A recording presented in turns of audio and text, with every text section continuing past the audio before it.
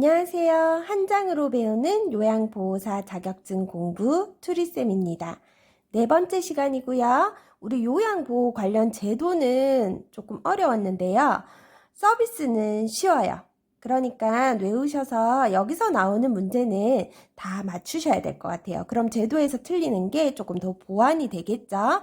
그러면 요양보호사 업무란 무엇인가? 들어가기 전에 일단 우리가 업무를 하기 위해서는요. 인간 욕구에 대해 기본적으로 이해가 있어야 돼요. 자, 우리 요양보호사 업무를 왜 하는가? 목적. 인간의 욕구에 대해 기본적으로 이해를 해서 우리 대상자들을 잘 돕기 위함이죠. 이 욕구에 대해서는 메슬로우라는 분이 욕구의 단계에 대해서 설명하셨고요. 제일 첫 번째 단계인 생리적 욕구가 있거든요. 요 욕구부터 우리 요양보호사분들이 돕는다고 생각하시면 돼요. 자, 1단계 첫 번째 생리적 욕구입니다. 이거 안 되면 다른 욕구로 올라갈 수가 없어요. 점차적으로 올라가게 되는데요. 배고픔, 목마름, 배설, 수면, 성까지 포함해가지고 생리적 욕구입니다. 맞죠? 우리 요게 다 포함이 되겠죠?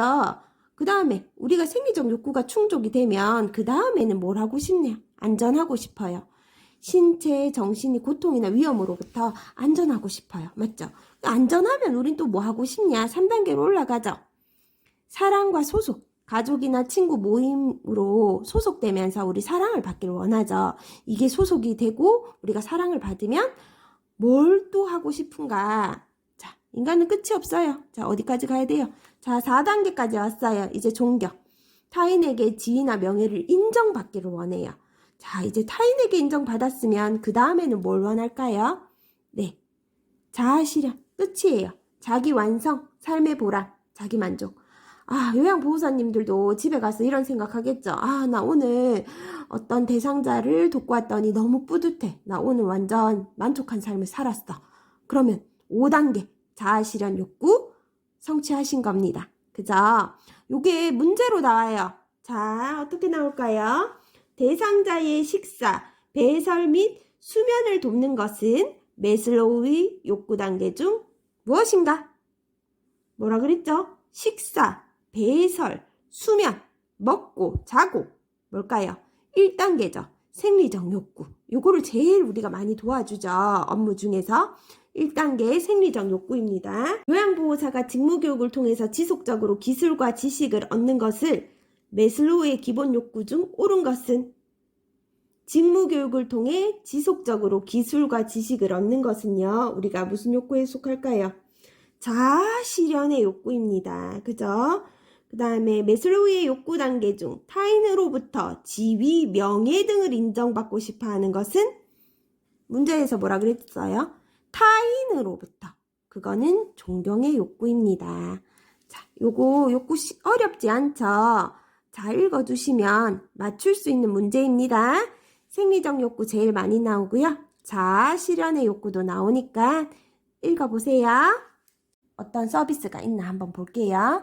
자, 요 서비스는 서비스 어떤 거냐 요거에 속하는 것은 해가지고 문제를 많이 내시더라고요. 그래서 안에 포함된 서비스가 어떤 서비스에 속하는 거다 라고 알고 계시면 돼요. 첫째, 신체활동 지원 서비스 나왔습니다. 어떤 거라고요? 신체활동을 지원하는 서비스라고요. 외우셔야 되니까 신체 시옷 들어갑니다. 씻기에 뭐 있습니까? 슛 있죠? 씻기, 세면 씻기, 구강 씻기, 머리 씻기, 목욕, 씻기에 다 포함되죠? 그 다음에 신체활동, 식사 도움, 시읒입니다. 뭐 했다고요? 식사를 도왔다고요. 그 다음에 쭉 이어서 도웁시다. 이동을 도움, 또 도와요. 화장실 이용 돕기, 신체활동 지원 서비스입니다. 세 번째, 시옷. 신체활동 지원 서비스의 신체 기능의 유지 증진. 그죠? 신체 기능의 유지 증진.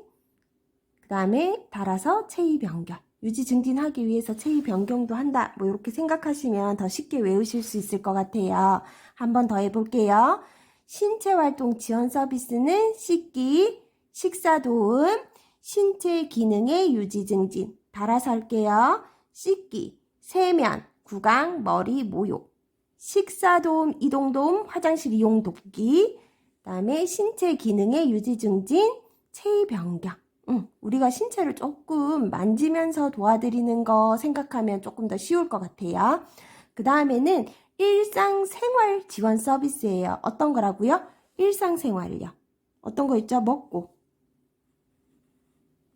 먹는 거, 취사 도와드리죠. 그 다음에 청소 및 주변 정돈, 세탁 있어요.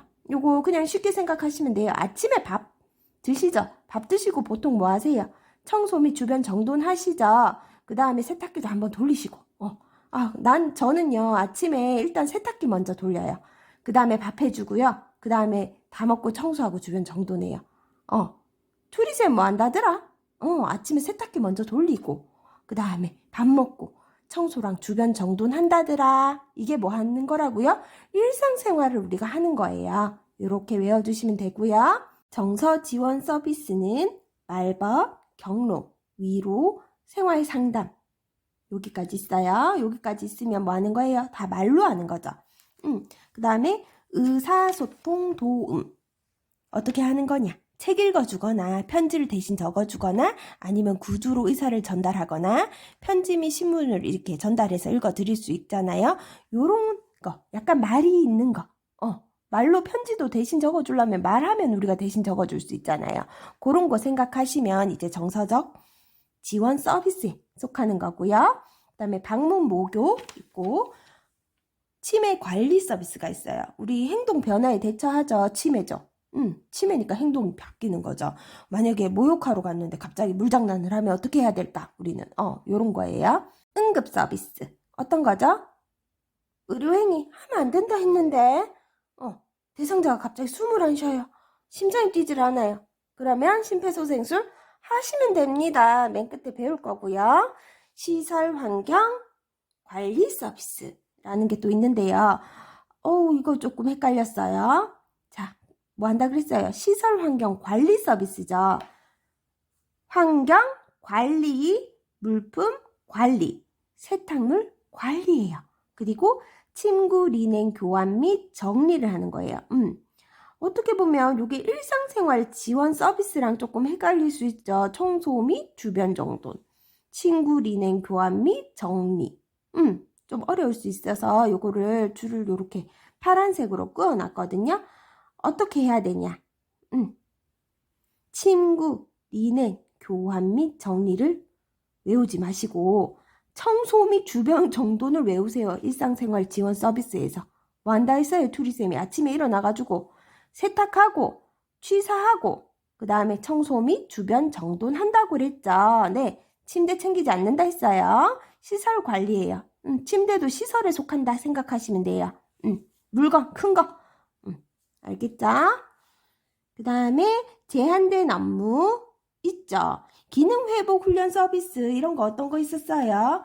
뭐 신체 인지 향상 프로그램, 물리치료, 언어치료, 재활치료, 훈련, 치료, 뭐 프로그램 뭐 이런 거 있죠. 이런 거 하는 거 아니에요. 그 다음에 간호처치 서비스가 있었어요. 관찰 및 측정하고 피부간호, 배설간호, 투약, 주사 하는 거예요? 하는 거 아니에요. 그죠? 뭐 문제가 많이 나오지 않다면 뭐 섞어내자면 필요시 의사 선생님이 왔을 때 진료를 보조해 드린다 해야 되나요? 아닙니다. 그거는 간호사의 업무예요. 제한된 업무. 요양보호사의 역할. 자, 뭐가 있어요, 우리? 숙련된 수발자, 정보 전달자, 관찰자, 말벗과 상담자, 동기유발자, 옹호 대상자. 이렇게 적혀 있으면 문제 또 어떻게 나와요? 여기 적어놓고 무엇인가 나오겠죠. 대상자의 입장에서 지지해주고 지켜주는 요양보호사의 역할은 옹호자요. 다음에 설명하는 요양보호사의 역할로 옳은 것은 의료인의 주의사항을 가족에게 알려준다. 대상자의 상태 변화를 의료인이나 시설장에게 보고한다. 뭐겠어요? 보고한다. 전달한다. 정보 전달자. 이렇게 문제에 나와요. 그러니까 거꾸로 알아내시면 더 편하겠죠. 숙련된 요양보호 서비스에 대한 지식과 기술로 대상자의 불편함을 경감하기 위해 필요한 서비스를 지원하여 대상자를 도와준다고 했어요. 그럼 뭐죠? 숙련된 수발자입니다. 맞죠? 숙련된 요양 서비스. 지식, 기술 나오면 숙련된 수발자죠. 자, 신체 심리에 관한 정보를 누구 거겠어요? 당연히 대상자죠. 누구에게 전달하겠어요? 가족, 시설장 또는 관리 책임자, 간호사, 의료기관에게 전달한다. 누구예요? 정보 전달자. 그 다음에 이런 정보를 전달했을 때 기관에다가 필요할 때 이 지시사항을 또 가족에게 또 전달할 수 있겠죠. 그 다음에 노인 장기 요양 급여 서비스 제공 계획서 내용을 숙지하고요. 서비스 내용이 변경이 필요할 때 기관에게 보고하는 역할, 누구한테? 기관한테 보고하는 역할을 하는 것도 바로 정보 전달자 역할입니다. 자, 관찰자는 어떤 건가? 맥박, 호흡, 체온, 혈압 등의 변화와 투약 여부, 질병의 변화에 대한 증상뿐만 아니라 심리적 변화까지 한다고요? 관찰만 하시는 거예요. 거기에 대해서 다른 거 아니고 관찰해서 보고하시는 거죠. 관찰하는 건 관찰자예요. 자, 그 다음에는 효율적 의사소통으로 이제 신체적, 정신적, 심리적 안위를 도모하는 요양보호사의 역할은 말벗과 상담자예요. 그 다음에 대상자가 능력을 최대한 발휘하도록 지지하는 거는요. 동기를 유발해 주는 거예요. 다 해주는 거 아니에요. 대상자가 할 수 있는 능력은 최대한으로 발휘할 수 있도록 옆에서 지지해 주시는 거예요. 그게 바로 동기 유발자의 역할입니다. 그 다음에 문제다. 아까 말했어. 가정이나 시설, 지역사회에서 학대를 당하거나 소외되고 차별받는 대상자를 위해 대상자의 입장에서 편들어 주고 지켜주는 거. 편들어 주고 지켜준다. 지켜준대요. 어떻게 해주는 거예요? 옹호해 주는 거죠. 옹호자의 역할입니다. 서비스 제공의 원칙입니다. 자, 우린 누구예요? 전문가예요. 그죠? 전문가는 원칙을 가지고 일을 잘 해결해 나가도록 해야 돼요. 자, 어떤 원칙을 가지고 있냐, 우리가 설명을 해줘야 돼요. 그죠? 그 다음에 존중. 그 다음에 동의, 보고, 그 다음에 누구에게만? 대상자에게만 서비스를 제공하는 원칙을 가지고 있어요. 대상자의 삶을 존중해야 돼요. 그래가지고 이제 본인이나 가족들로부터 대상자의 성격, 습관, 선호하는 서비스 등을 서비스 제공 개시 전에 반드시 확인해가지고요. 싫어하는 행동 해야 되겠어요? 하지 말아야 되겠어요? 하지 마셔야 돼요. 그 다음에 우리가 다 도와드리면 좋겠지만 대상자가 우리가 계속 도와주다 보면 어떻게 되겠어요? 능력이 자꾸 떨어질 수밖에 없어요. 그래서 우리는 자립생활을 하실 수 있도록 대상자의 능력을 최대한으로 활용한다입니다. 자, 비밀을 누설해야 되겠어요? 하지 말아야겠어요. 비밀 누설하면 안 되고 모두에게 공개해야 돼. 누설하시면 안 됩니다. 서비스 제공 전 충분히 설명하시고 대상자가 동의하면 그때 서비스 들어갑니다. 그리고 치매로 인지 능력이 떨어져가지고 대상자 동의 안 해요. 그럼 서비스 안 하면 되나요? 아니요. 보호자가 동의하면 되죠. 보호자의 동의를 얻어서 서비스를 제공하게 됩니다. 대상자의 상태와 관계없이 일관된 서비스를 제공합니까? 아닙니다. 대상자의 상태를 보셔야 돼요. 위에 뭐 있어요? 보고 있잖아요. 안 되면 보고 하시면 돼요. 일괄된 서비스를 제공한다. 왠지 맞는 말 같아요. 규칙적인 서비스를 제공한다. 다른 뒤에 가서 배울 것에도 많이 나오는데요. 대상자의 상태와 관계없이 뭘 한다는 전부 거의 틀린 문제가 될 거예요. 대상자의 상태와 관계없이 일관된 서비스, 규칙적인 서비스, 이런 내용은 전부 X입니다. 서비스 추가, 변경, 여러 돌발 상황, 의경 상충 시 또는 예기치 못한 사고 발생 시에는 어떻게 하셔야 되겠어요? 보고하셔야 돼요. 해결하지 마시고 보고. 위에 중요하다 그랬죠? 보고하셔야 됩니다. 의료행위는 필요시 하셔야 됩니까? 아닙니다. 하시면 안 됩니다. 응급 상황 시 의료행위 하지 말라 그랬으니까 하지 말아야지. 아닙니다. 응급처치는 하셔야 됩니다. 자, 여기서 의료행위란 무엇인가? 흡인, 비위간,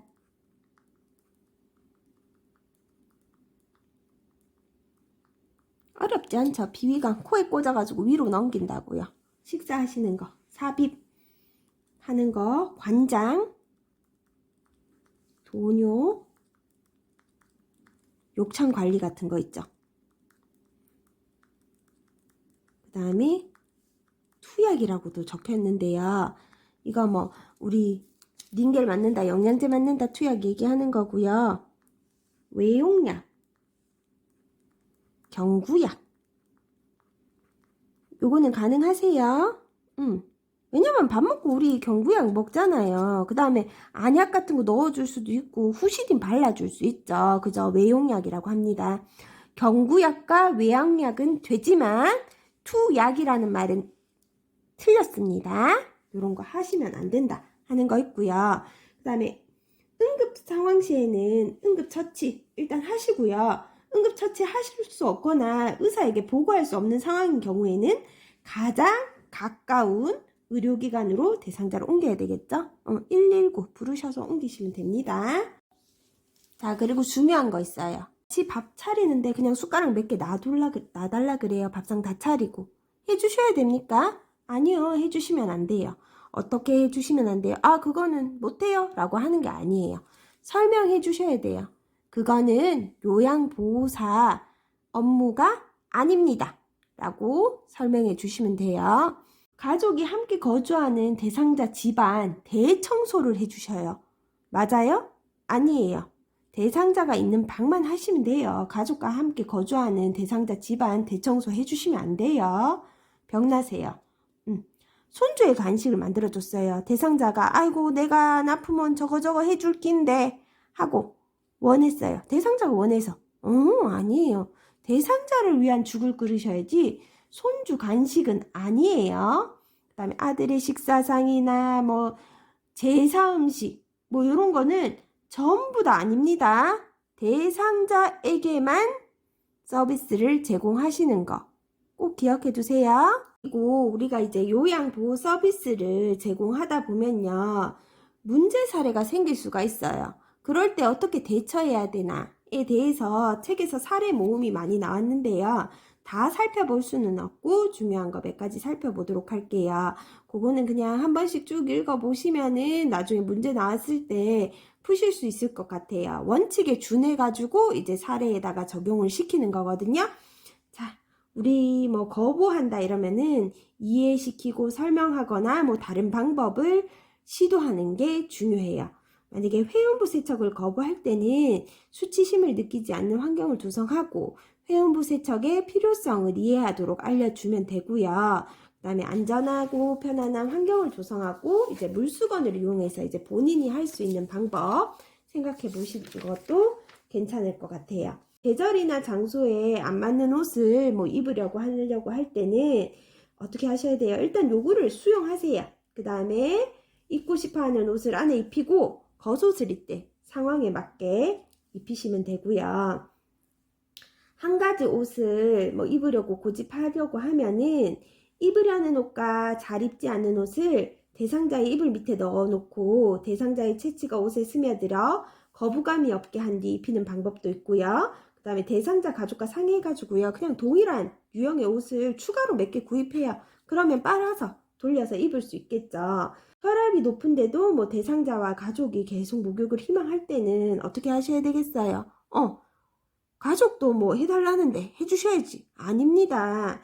이거는 기본적으로 혈압 높을 때는 목욕하면 혈압이 높아져서 안 돼요. 설명하시고 그래도 안 되시면 어떻게 하셔야 됩니까? 보고하셔야 됩니다. 시설장이나 간호사 뭐 상의해가지고 일단 해결하시는 게 가장 좋고요. 목욕을 거부하며 요양보호사를 꼬집거나 때리거나 고함을 지를 때 어떻게 하셔야 돼요? 하지 마셔야 돼요.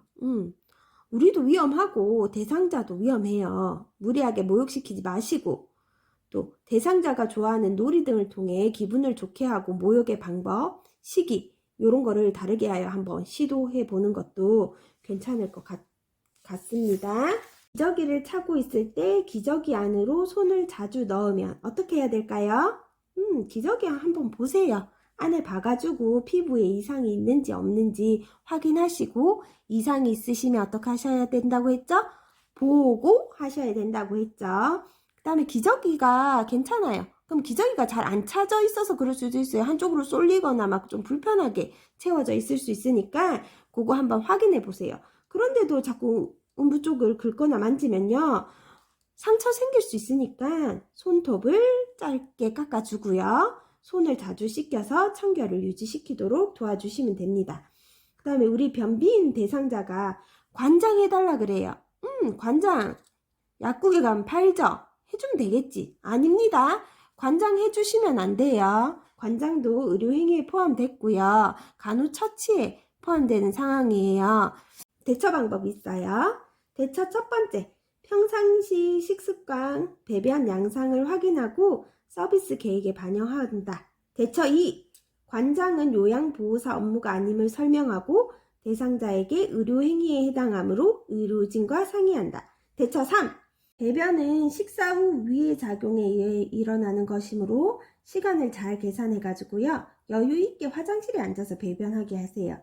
대처 4, 배변 활동이 원활하도록 복부를 배꼽 주위에서 어느 방향일까요? 시계 방향이요. 시계 방향으로 마사지 합니다. 청소하고 난 뒤 대상자가 물건이 없어졌다고 해요. 그러면 청소했을 때의 상황을 설명하고 정리정돈한 물건의 위치를 확인시키고요. 청소할 때 물건의 위치를 잘 기억하셔가지고요. 청소가 끝난 후 원래 있던 곳에 물건을 놓아주시고요. 계속해서 이런 얘기를 하신다면 대상자와 갈등이 일어나기 전에 가족과 시설장에게 알리셔야 됩니다. 그 다음에 외출할 때 요양보호사의 차량을 이용하려고 하세요. 그러면 가는 길에 같이 빨리 가셔야겠어요? 아닙니다. 사고 나시면 요양보호사 책임입니다. 개인 차량 이용하실 수 없음을 설명하셔야 돼요. 차량 이용 시 요양보호사가 사고를 예방하기 위해 대상자 옆에 있어야 됩니다. 운전하시면 안 돼요. 같이 타고. 그 다음에 고액에 관련된 은행 업무를 맡겨서 부담이 되신다. 그럼 어떻게 하셔야 돼요? 가능한 대상자나 가족과 함께 동반하셔야 돼요. 그리고 혹시 대상자나 가족과 동반하기 어려운 경우에는요. 은행 업무 수행 사전에 가족에게 알리고 확인을 받으셔야 돼요. 괜히 의심받고 이런 행동은 하시지 않는 게 가장 좋으실 것 같아요. 대상자가 서비스 시간 외에 자주 전화해가지고 이런저런 푸념을 늘어놓는다. 어떻게 해야 돼요? 우선 상황을 파악해야 돼요. 응급일 수도 있으니까. 그 다음에 문제가 없으면 서비스 시간 외에 다른 업무로 인해 통화가 어려움을 대상자에게 알려야 돼요. 근데도 계속 전화 오세요. 그러면 가족과 관리 책임자에게 보고하셔야 됩니다. 대상자가 아들과 며느리 이야기, 집안 사람들에 대한 험담을 하면 어떻게 돼야 돼요? 아들에게 전화해가지고 이러이러하더라 얘기하셔야 돼요? 아닙니다. 대상자의 이야기를 잘 들어주되 옳고 그름에 대해서 판단하지 마세요. 저희도 제 남편 밉다고 친구한테 막 욕을 해요. 근데 친구가 맞아 네 남편 정말 못됐어 이혼해! 이러면 기분 어떻겠어요? 제가? 이렇게 되겠죠? 공감을 바라는 건데. 그죠? 대상자의 이야기를 들어주되 가족관계에 깊이 관여하지 않는다. 그죠? 이야기는 들어주는데 깊이 관여하시면 안 됩니다. 요양보호 관련 제도를 하다가 서비스를 하니까 너무 좋네요. 제도 어렵죠? 저도요. 그래서 다음에는 제도 문제를 좀 같이 풀어보도록 해요. 몇 문제 풀어야 확실하게 넘어갈 수가 있을 것 같아요. 이거는 문제 안 풀고는 너무 어렵네요. 다음에는 인권과 직업 윤리에 들어갈 건데 그 전에 한번 풀어봅시다. 그럼 다음 시간에 만나요. 안녕!